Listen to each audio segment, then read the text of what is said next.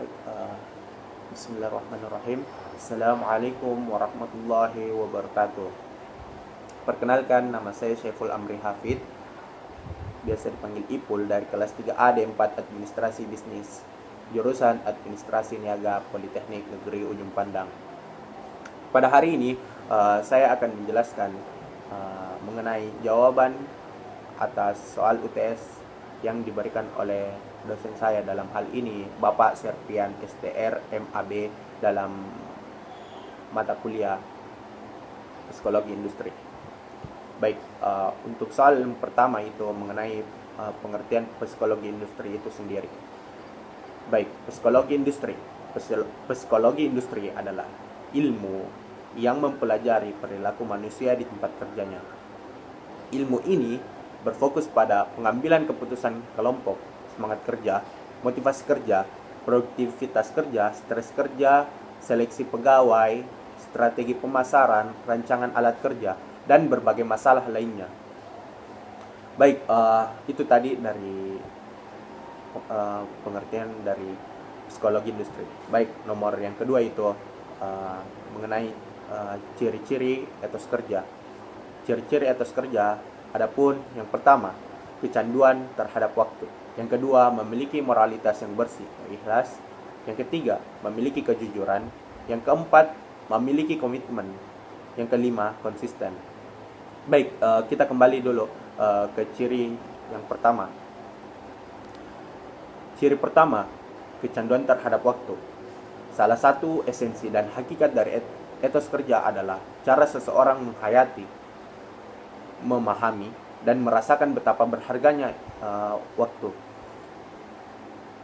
Sering kita kenal dengan istilah time is money, seperti itu contohnya. Baik, yang kedua, memiliki moralitas yang bersih, ikhlas. Salah satu kompetensi moral yang dimiliki seseorang yang berbudaya kerja adalah nilai keikhlasannya. Di sini nilai keikhlasan berarti seseorang ini betul-betul bekerja dengan tulus, semangat, pokoknya dia berikan yang terbaik untuk hasil yang akan dicapainya, seperti itu. Dan yang ketiga, memiliki kejujuran. Seseorang harus memiliki kejujuran karena hasil yang baik atau maksimal dimulai dari proses yang baik pula, seperti kejujuran dan hal-hal kecil yang lainnya, seperti itu. Dan yang keempat, memiliki komitmen. Memiliki komitmen. Komitmen adalah keyakinan yang mengikat sedemikian kukuhnya sehingga terbelenggu seluruh hati nuraninya, dan kemudian menggerakkan perilaku menuju arah tertentu yang telah diyakininya, seperti itu. Dan ciri yang kelima yaitu konsisten. Konsisten adalah suatu kemampuan untuk bersikap taat asas, pantang menyerah, dan mampu mempertahankan prinsip walau harus berhadapan dengan risiko yang membahayakan dirinya, seperti itu. Itu tadi dari kelima ciri-ciri etos kerja. Dan soal selanjutnya yaitu mengenai perbedaan bentuk pelayanan di industri jasa dan di industri manufaktur. Sebelum kita melangkah ke perbedaannya, kita harus tahu dulu apa sebenarnya itu pelayanan. Jadi, pelayanan adalah sebuah usaha untuk memberikan atau memenuhi kebutuhan orang lain. Implikasi dari definisi itu sangat banyak maksud saya. Maaf. Contoh, bagaimana orang lain bisa merasa nyaman dengan kita sehingga dia bisa lagi kembali ke kita untuk mendapatkan layanan yang sama. Lalu, bagaimana orang yang datang kepada kita bisa terpenuhi ekspektasinya sehingga dia tertarik untuk memberitahukan orang lain atau orang-orang yang di sekitarnya bahwa pelayanan yang kita berikan itu baik atau bagus, seperti itu. Bukan hanya industri jasa saja yang konsen pada pelayanan, tetapi semua industri, baik industri manufaktur maupun industri jasa. Industri jasa ini adalah industri yang konsen menjual jasanya.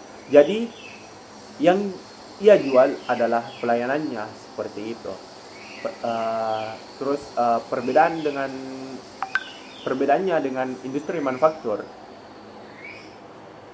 Jadi industri manufaktur yaitu industri yang mengolah barang mentah menjadi barang yang jadi, atau dari barang yang setengah jadi menjadi barang yang jadi, ataupun barang yang tidak siap jual menjadi barang yang siap jual, sehingga ada barang dengan bentuk fisik, seperti itu.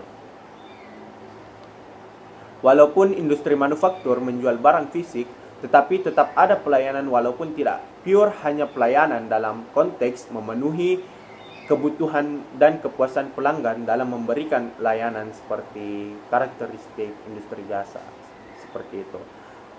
Untuk konteks pelayanan industri manufaktur, salah satunya melekat pada produknya. Jadi, dalam menciptakan produk yang baik merupakan salah satu jenis layanan dari industri manufaktur, seperti itu. Baik, dan untuk soal yang keempat, yaitu mengenai motivasi. Motivasi adalah apa yang diyakini berada di balik perilaku. Motivasi adalah apa yang diyakini berada di balik perilaku atau dorongan yang membuat orang ingin mengerjakan sesuatu. Ini juga mengatur tingkatnya kinerja, kepuasan kerja.